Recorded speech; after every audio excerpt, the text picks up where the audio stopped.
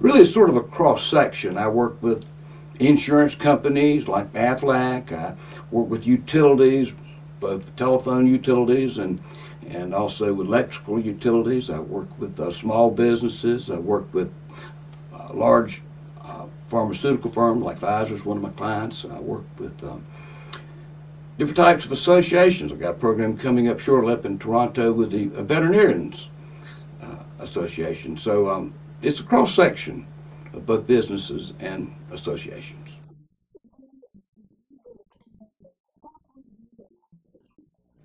Well, this may sound strange, but I get most excited when I hear a client say they've got some problems with morale. They feel their people are in a rut. Just really, they're worried about that. And once I know there's opportunity for me there. And some of the common denominators, the common factors that you hear often are people saying things like, well, everybody here, we feel like we're overworked and underpaid. You feel like there's no real opportunities left here. And if you want to get ahead, it's more about politics than it is performance. And the management team is saying, oh, people here don't have no gratitude. So when I hear variables like that, I know there's an opportunity. That's when I started getting excited because I know I can do something to help them. Well, I find that what I do best is help people feel better about themselves. When someone feels better about his or herself, that is the central ingredient to becoming a better employee, a better parent, a better person. The famous medical missionary and Nobel Peace Prize winner Albert Schweitzer said that success was not the key to happiness, but happiness was the key to success. And so when people begin to feel better about themselves, then they are moving in the right direction. And I do that in a variety of ways. It's interesting. So many times people say, Ken, I want you to come in and motivate my people. And I say to them, well, I'll be glad to just speak to your folks. I said, but, motivating someone else is a very challenging task at times. And I find that there are a lot of differences in what motivates people. Everyone is not motivated by the same variable. So we have to really understand what is motivating for the individual. Some people say, well, money, that's the motivator. And I tell people, well, money is a variable that you got to have, no doubt about it. That's something that we all need, must have. But it is a temporary motivator, not a primary motivator. People soon forget the raises that they got, and they don't focus on that anymore. And so if we try to motivate people simply through money, we're going to have a failure on our hands for many people.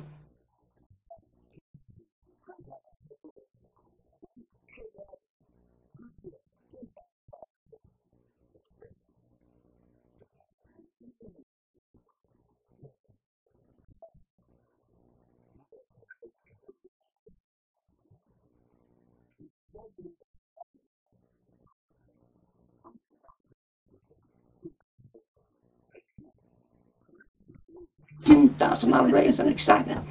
Go down to home, see Clyde. Clyde, guess what? I just got a $10,000 raise. He said, 10. The rest of us got 20. I'm going to quit this outfit. You see, money in itself will not do it. One of the reasons it's a variable because it's one way a lot of people keep score. In fact, Donald Trump was, in one of his books, said that he was never motivated by money. He was motivated by the fact that's the way he kept score. So that is just one element. And we have to learn what can be done to reach the employees. What is it that they need? What is it they're looking for? So there are a lot of great opportunities out there. If we put the proper focus and understand, we can make a difference.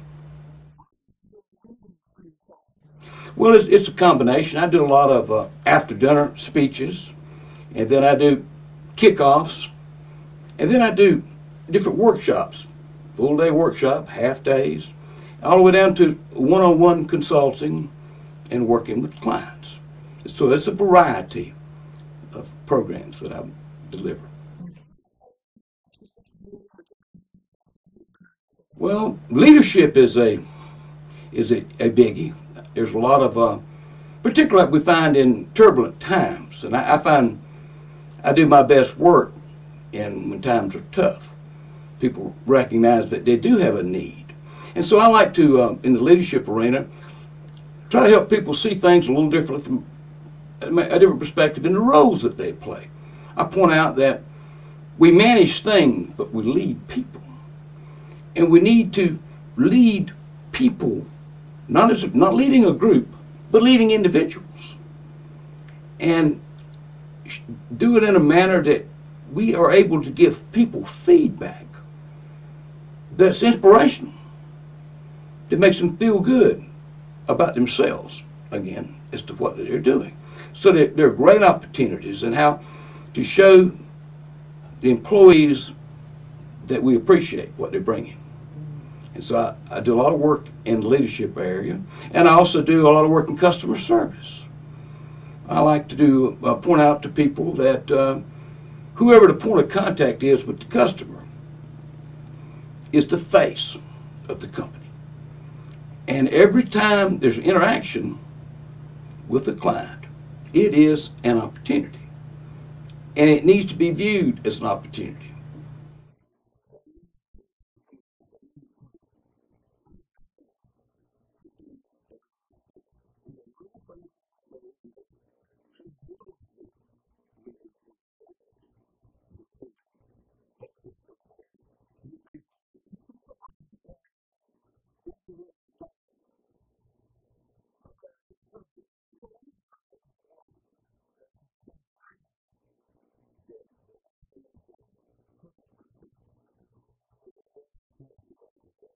Presentation skills, another area I love because I find that's the most highly rewarded skill in corporate America. People who can get up on their feet and do a decent job. And a lot of people say, well, the facts speak for themselves. Well, the facts really don't always speak for themselves. And my favorite example was Dr. Alexander Fleming in 1929, inventing penicillin. But he was so poor in his presentation skills that the world ignored it for another 10 years when someone else read through his notes and realized the opportunity. So, and what's really thrilling when you're working with someone on presentation is that it's one of the fastest skills to learn, and it can make a significant difference in a short period of time. And I also do one-on-one coaching with individuals, helping people get different positions, resumes, and jobs. That type of coaching is very meaningful. I really enjoy it. And I would say that one of the primary things that I do is help people see things from a different perspective, in helping someone else to see themselves in a different light and see their situations in a different light. I guess one of my favorite examples was my son after 9/11, like so many young people, decided to go join the Army. So he goes down to Columbus, Georgia to Fort Benning there, and he goes through his basic and his advanced training. He goes through jump school, Ranger school. Then they sent him to Fort Bragg, North Carolina, 82nd Airborne. Within 3 weeks of arrival, he was on his way to Afghanistan. After he gets back from Afghanistan, within 3 months, he had his orders for Iraq. He was to leave on January 16th. January 13th, he called home. It was his birthday. In my family, if you have a birthday, I always sing happy birthday. And that I can't sing at all, it usually puts a smile on the recipient's face. But I could tell Kenny was not smiling.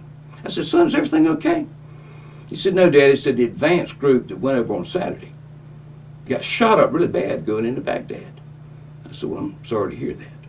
We talked a little while longer and finally hung up. And about 2 hours later, his mother came downstairs. She said, have you spoken to Kenny today? I said, yes, I have. She says, I just hung up with him. He told me that he was absolutely terrified. I said, well, he didn't say that to me, but I could see where anybody would be. Well, the next day he calls him again.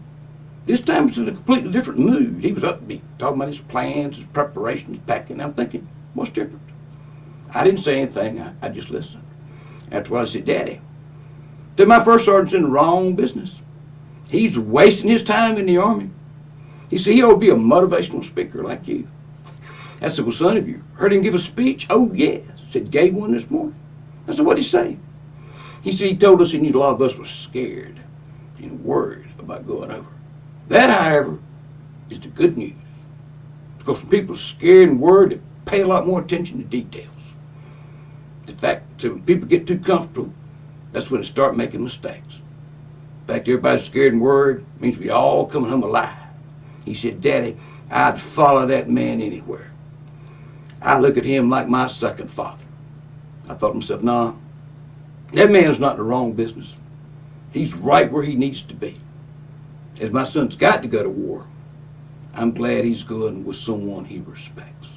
You see, that man took a negative, which was fear, and turned it into a positive. Henry David Thoreau said it best of all. It's not what you look at in life that matters, it's what you see. And so I love to help people see their opportunities, see their talents, and understand there's a place for them. There's a way to grow those talents, that they can feel better about themselves and know that they can reap success.